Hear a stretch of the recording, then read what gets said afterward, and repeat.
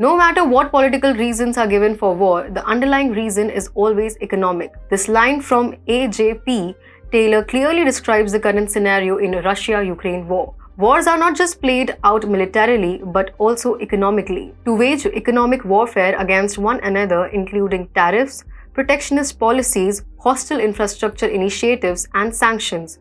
However, one nation enjoys an unfair advantage in the economic conflict. It is the United States.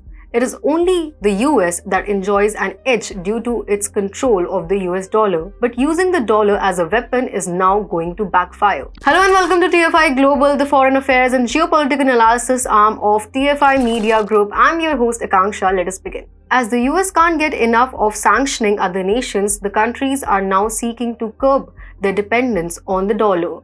And hence, the world is now entering the era of de-dollarization. When the Russia-Ukraine war broke out, the US responded by threatening Russia with its economic weapon, the dollar. The Western alliance took advantage of Russia's reliance on the SWIFT financial messaging system in an effort to weaken Kremlin's economic position. However, Russia wasn't unprepared for the move. Russia developed its own payment system for internal use several years ago. As of September 2018, 416 Russian businesses and government agencies had signed up to use the system of transfer of financial messages SPFS, according to the Central Bank of Russia. By using its control over the global supply of commodities and energy, Moscow was able to stabilize its finances.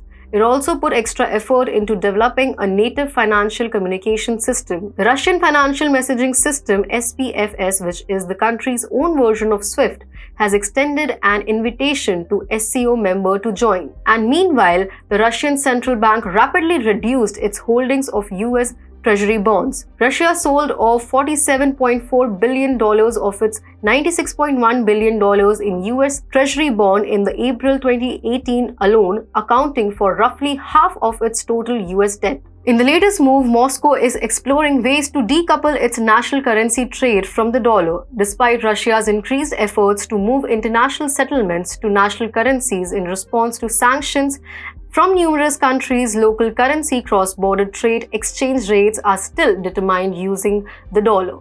The Finance Ministry and Central Bank of Russia are currently collaborating with banks on a system that would enable Russia to set prices for contracts with international parties using new indicators that don't take the dollar exchange rate into account. Now the question arises, how will they do that? Well, as reported, one way could be to make a basket of currencies that are apparently tied to one another.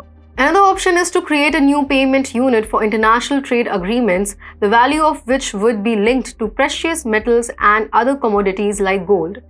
In that case, the average prices of these commodities on international marketplace will determine the exchange rate. Reports also say that the exchange rate in global trade contracts could be determined using the Chinese yuan rather than the dollar. However, to be implemented, the method would need Beijing's approval because the yuan is not a freely convertible currency. But it is clear that the nations are taking steps to reduce their reliance on the dollar and are attempting to develop alternative payment methods now that they are aware that they may easily find themselves in the firing line. And if enough nations stop using the dollar, the value of the US currency would collapse. Global economic de-dollarization would exacerbate the US financial crisis and lead to hyperinflation. Thus, US economic weapon will be defeated and the day will come soon when the dollar supremacy will be ended and so will the US hegemony.